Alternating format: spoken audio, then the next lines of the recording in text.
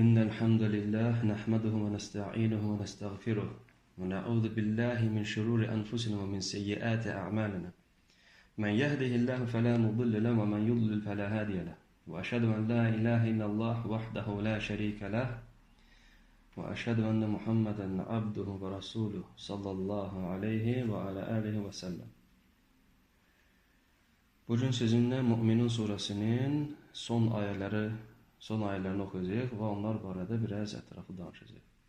Başlayırıq Mü'minun suresinin 91-ci ayəsindən. Kimin əlində indi yanında Quran varsa, Quran tərcüməsi, açıb Quran tərcüməsini izləsə daha faydalı olar.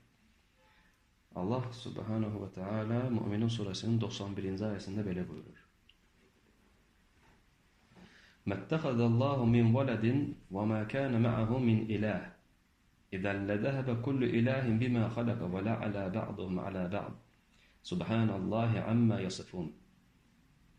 Allah özünə heç bir övlad götürməmişdir. Onunla yanaşı ibadətə layiq olan heç bir məbud da yoxdur. Əks təqdirdə hər bir məbud öz yaratdıqlarını özü idarə etmək istəyər və onların bir qismi digərinə üstün gəlməyə can atardı. Allah onların ona aid etdikləri sifətlərdən uzaqdır. Allah Subhanahu taala burada bizə bildirir ki, Allah özünə heç bir övlad götürməmişdir.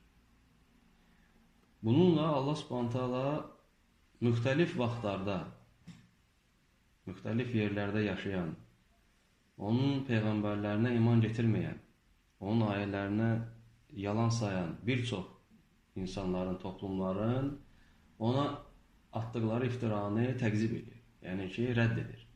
Çünki bir çox insanlar fərqli vaxtlarda iddia edirdilər ki, əsassız təbii ki, Allaha iftira atırdılar ki, Allah Subhanahu taalanın güya övladı var. Məsələn, Allah Subhanahu taala Tövbə surəsinin 30-cu ayəsində belə buyurur. وَقَالَتِ الْيَهُودُ عُزَيْرٌ بْنُ اللّٰهِ وَقَالَتِ النَّصَارَى الْمَسِيحُ بْنُ اللّٰهِ ذَلِكَ قَوْلُهُمْ بِأَفْوَاهِهِمْ يُضَاهِئُونَ قَوْلَ الَّذ۪ينَ كَفَرُوا مِنْ قَبْلِ. Yahudilər dedilər, Uzeyr Allahın oğludur. Xaçpərəstlər, yəni xristianlar dedilər, Məsih Allahın oğludur, yəni İsa aleyhissalam. Bu onların ağızlarından çıxan sözlərdir, bunu Allah Subhanahu taala deyir. Bu onların ağızlarından çıxan sözlərdir, yəni əsassız iftiradır. Bu daha əvvəlki kafirlərin sözlərinə oxşar. Yəni ki, onlardan əvvəl də kafirlər, əvvəlki qövmlər də bu belə bir iftiralar atırlar Allah Subhanahu taala barədə. Allah Subhanahu taala dedi ki, Allah özünə heç bir övlad götürməmişdi. İndi də bunu deyənlər var. Məsələn, hətta müşrik ərəblər də deyirlər ki, mələklər Allahın qızlarıdır. Onlar hamısı Allah Subhanahu taala barədə yalan danışırdılar, ona böhtan atırdılar, iftira atırdılar və bu əlbəttə ki, ən böyük günahlardandır. Bu haramdır.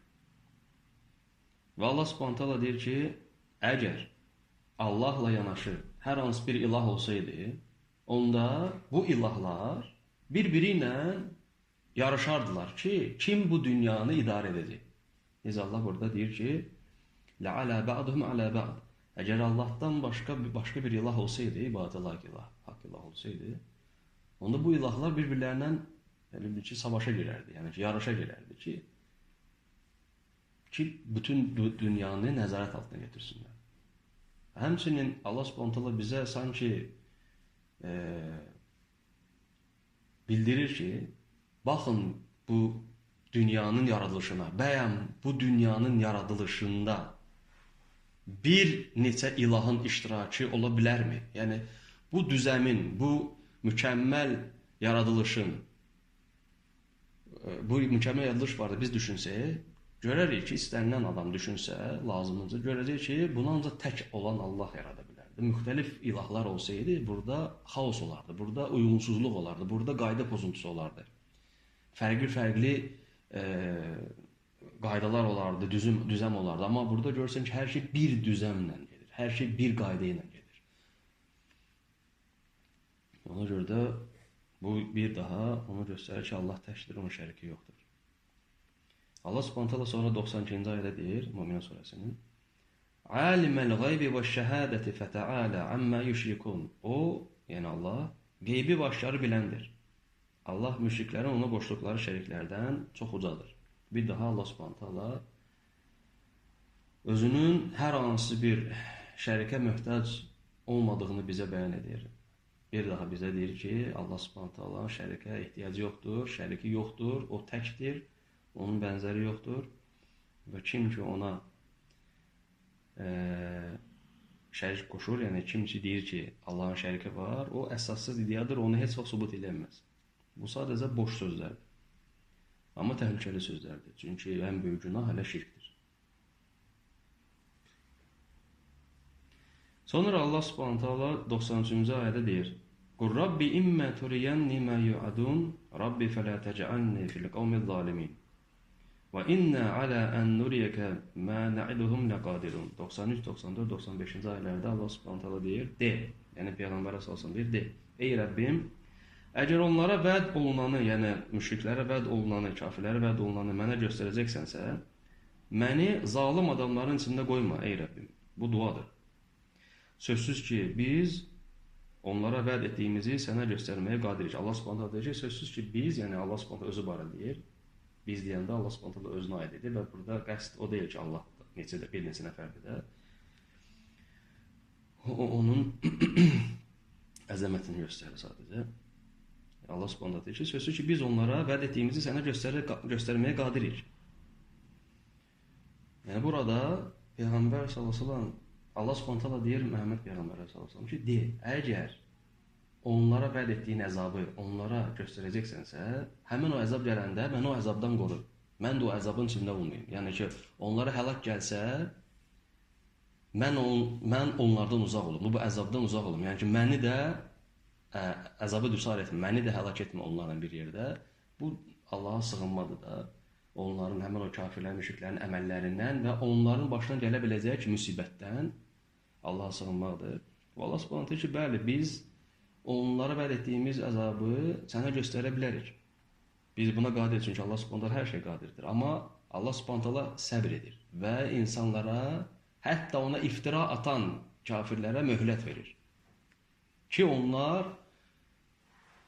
qayıtsınlar, öz ağıllarını istifadə etsinlər, bir ətraflarına baxıb düşünsünlər və anlasınlar ki, Allahın şəriki yoxdur və anlasınlar ki, Allah təkdir və ona iman getirsinlər, peyğəmbərlərə iman getirsinlər və Məhəmməd Peyğəmbərin sallallahu getirdiyi risaləyə, ayələrə iman getirsinlər və Peyğəmbərin sallallahu yolu ilə getsinlər və beləliklə də nicat tapsınlar və Allah da onları bağışlasın, onlara rəhm etsin və onları cənnətə salsın. Allah Subhanahu insanlara yaxşılıq istəyir, asanlıq istəyir. Əzab vermək istəsəydi onlara yaratmazdı da, ya da ki, hamısını birdən dərhal məhv eləyərdi, həlak edərdi. Allah üçün bu çox asan. Sonra Allah Subhanahu deyir 96-cı ayədə: "İdfa' billati hiya ahsanu sayyi'ə, nahnu a'lamu bima yasifun." Sən pisliyi yaxşılıqla dəf et. Biz onların aid etdikləri sifətləri daha yaxşı bilirik. Yəni Allah Subhanahu deyir ki, biz onların dediklərini bilirik, eşidirik. Xəbərimiz var. Allah Subhanahu hər şeyi görür, hər şeyi eşidir, hər şeyi bilir. Allahın elmi hər şeyi əhatə edir. Və Peyğəmbərə sallallahu əleyhi və səlləm Allah Subhanahu deyir ki, onların sənə etdikləri pislikləri yaxşılıqla dəf et. Yəni onlar sənə pisliklər edirlər, məsələn, pis söz deyirlər, incidirlər, ya da ki, nəsə etmək istəyirlər sənə qarşı. Sən ona pisliklə cavab vermə. Sən ona yaxşılıqla cavab ver. Bəlkə onların qəlbləri yumşaldı, bəlkə onlar başa düşdülər, düzəldilər, hidayət olundular, qayıtdılar düz yola, gəldilər düz yola. Ona görə Allah Subhanahu burada belə deyir: "İdfa' billati hiya ahsanu sayyi'ə." Yaxşılıqla pisə yaxşılıqla cavab ver. Və burada məqsəd nədir? Ki, o insanlar, o pislik edənlər bəlkə düzəldilər, bəlkə düşündülər və düz yola yönəldilər, hidayət olundular. Ümumiyyətcə biz də öz həyatımızda çox vaxtı bu ayəyə əməl etməliyik. Yəni, əgər görürsən ki, sənə qarşı kimsə pislik eləyir, ya pis söz deyir, ya incidir, təbii ki, dərhal ona pisliklə cavab vermək lazımdır. Xüsusən əgər bu elə bir insandır ki, məsələn, sənə yaxın olan adamdır, ya məsələn, sənin olur da bir də görürsən ki, dost, tanış, münasibət olan adamlar arasında belə şeylər olur, xüsusən uşaqlar arasında belə olur tez-tez. İnciyirlər, küsürlər, salam keçirlər, sonra təzdən barışır, görürsən ki, barışırlar və s. Yəni ki, belə olanda görürsən ki, Bir dəfə, heç olmasa bir dənə yoxlayın, bir dəfə həmən o pisliyə yaxşılıqla cavab versən, görürsən ki, insandır da, insana yaxşılıq təsir eləyir. Görürsən ki, düzəlir. Görürsən ki, düşünür, dayanır. Çox vaxtı görürsən ki, sonra gəlir üzr istəyir, ya da ki, deyir ki, bağışlı bilmirəm, sonra sənin yaxın dostun olur. Niyə biz bunu bilirik? Bu barədə Allah Subhanahu taala başqa surədə oxşar ayələri deyir və bir dənə bunun ardını oxuyaq, indi keçər ayələrə. Sonra bu ayədən sonra Mümin surəsinin 96-cı ayəsindən sonra ki, sən pisliyi, yaxşılığı dəf et, biz onların aid etdikləri sifətləri daha yaxşı bilirik. Sonra Allah Subhanahu taala deyir ki, 97-ci ayədə: "De, ey Rəbbim, qul və qur Rabbi a'udhu bika min hamazati şeyatin və a'udhu bika Rabbi en yahdurun." De, ey Rəbbim, şeytanların vəsvəsələrindən sənə sığınıram. Onların, yəni şeytanların, mənə yaxınlaşmalarından sənə sığınıram, ey Rəbbim. Bu duadır. Bu duanı əzbərləyə bilərsiniz. 97-ci, 98-ci ayələr. Və burada Allah Subhanahu taala Peyğəmbərə sallallahu deyir ki, və həmçinin şeytanların vəsvəsələrindən Allaha sığın. Allah Subhanahu taala öyrədir Peyğəmbərə sallallahu və biz də bunu əməl etməliyik, biz də bunu öyrənməliyik.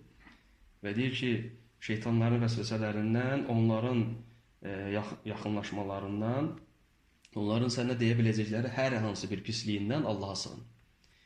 Buradan biz nəyə görürük? Yəni, insanlar sənə pislik eləndə Allah Subhanahu dedi ki, yaxşılığa, pisə yaxşılıqla cavab verə bilərsən. İnsanların etdiyi pisliklərə yaxşılıqla cavab verirsən, ola bilər, insan düşündü, düzəldi, gəlib hətta səni üzr istədi və sənin yaxın dostun ola bilər. Amma şeytanlar sənə pislik eləsə, Allaha sığınmalısan. Bu barədə Allah Subhanahu taala bizə başqa surədə, Fussilet surəsində deyir. Məsələn, 34-cü ayədə Allah Subhanahu taala deyir, Fussilet surəsi: "Və la testevil hasenatu və las-seyyiə, idfa' billati hiya ahsanu, fa idha'llazi beyneke və beynehu adavatun ka'annahu valiyyun hamim." Allah deyir, Fussilet surəsinin 35-ci ayəsi: "Yaxşılıqla pislik eyni ola bilməz. Sən pisliyi yaxşılıqla dəf et." Yəni, sənə edilən pisliyə yaxşılıqla cavab ver. O zaman, əgər belə eləsən, səninlə ədavət aparan, yəni səninlə düşmənçilik edən hər hansı bir kəs, sanki yaxın bir dost olur. Yəni, əgər sən belə eləsən, sənə pislik eləyən insana sən yaxşılıqla cavab versən, ehtimal çoxdur ki, o düşünsün, qəlbi yumşalsın, səhvini başa düşsün və gəlib səndən hətta üzr istəyə bilər və sənin yaxın dostun ola bilər ondan sonra. Amma sonra gör nə deyir Allah Subhanahu taala Fussilet surəsinin 35-ci ayəsində: "Və ma yulqaha illa allazina sabaru və ma yulqaha illa zu hazzin azim." Və bu ancaq səbr edənlərə verilir. Yəni bu xüsusiyyət, pisliyə yaxşılıqla cavab vermək, bu ancaq səbr edənlərə verilir bu xüsusiyyət. Yəni ki, sən güclü, səbirli insan olmalısan ki, həmən anı sənə edilən pisliyi axı səni özündən çıxardıraq. Xüsusən əgər sən ona cavab verə bilərsənsə, sən də ona söz qaytara bilərsən, yəni başqa bir şey eləyə bilərsən, amma sən səbr edirsən. Allah üçün səbr edirsən. Ona görə yox ki, sən acizsən. Sadəcə sən səbr edirsən və Allah üçün səbr edirsən ki, bəlkə bu insan düzəldi, bəlkə bu insan səhvini başa düşdü. Ona görə Allah Subhanahu buna deyir ki, böyük qismət, yəni ki, bu xüsusiyyət əgər kimdə varsa, bu gözəl əxlaqi xüsusiyyətdə Allah Subhanahu bunu tərifləyir. Deyir ki, bu hazzun azim, yəni ki, böyük qismətdir. Sonra fikir verin nə deyir Allah? Və immə yənzəannəkə minəş-şeytani nəz'un. Əgər sənə şeytandan bir vəsvəsə gəlsə, demədi, yaxşılıqla cavab ver. Və immə yənzəannəkə minəş-şeytani nəz'un fəstə'iz billahi innəhu huvəs-səmi'ul alim. Sənə şeytandan bir vəsvəsə gəlsə, Allaha sığın, çünki o eşidəndir, biləndir. Yəni Allah Subhanahu taala eşidəndir, biləndir. Yəni burada fikir verin, Allah Subhanahu demədi, şeytandan sənə vəsvəsə gəlsə, ona da yaxşılıqla cavab ver. Yox. Niyə? Çünki necə alimlər, İbn Kəsir rahimehullah, başqa alimlər, təfsir alimləri izah edirlər. Çünki insanlar yaxşılığı başa düşə bilərlər. İnsanlara yaxşılıq etsən, onlar başa düşə bilər, onlar düzələ bilərlər, onlar gəlib səndən üzr istəyə bilərlər. Şeytana yaxşılıq eləsən, o bunu başa düşməyəcək, o qəbul etməyəcək. Çünki şeytanı Allah Subhanahu taala bizim açıq-aydın düşmənimiz adlandırır. O dedi bizə ki, o sizin açıq-aydın düşməninizdir. Onu düşmən kimi qəbul edin. Yəni o yaxşılığı başa düşmür. Ona yaxşılıq etsən xeyri yoxdur. O düzəlməyəcək. O səndən gəlib üzr istəməyəcək. Çünki sənə bir insan kimi, Adəm əleyhissalamın nəticəsi kimi sənə nifrət edir. Səni məhv etmək istəyir, səni həlak etmək istəyir, səni ancaq pislik istəyir. Ona görə də Allah Subhanahu taala burada da bu Fussilet surəsinin bu ayədəki bu 36-cı ayəsində, həmçinin Möminin surəsindəki ayədə bir oxuduğumuzda deyir ki, şeytandan sənə vəsvəsə gəlsə Allaha sığın. Yəni şeytandan Allaha sığınmalısan. Heç bir güzəştə, heç bir anlaşmaya və s. şeytanla getmək olmaz. Çünki ümumiyyətcə şeytan insanın açıq-aydın düşmənidir. Düşmənlə sən nə anlaşacaqsan? Aydın deyil. Çünki Allah Subhanahu dedi ki, "İnnehu lekum aduvvun mubin, fettehizuhu aduwwa." O sizin açıq-aydın düşməniniz, onu düşmən kimi qəbul edin. Ona görə buna fikir verin. Və şeytandan sizə vəsvəsə gələndə Allaha sığının o vəsvəsələrdə. İnsanlardan isə pislik görəndə baxın vəziyyətə. Çox vaxtı elə olur ki, insan pislik eləndə, ona yaxşılıqla cavab verəndə o bir də görsən düzəlir. O bir də görsən səhvini başa düşür. Gəlir, üzr istəyir və sonra sənə yaxın dostun olur.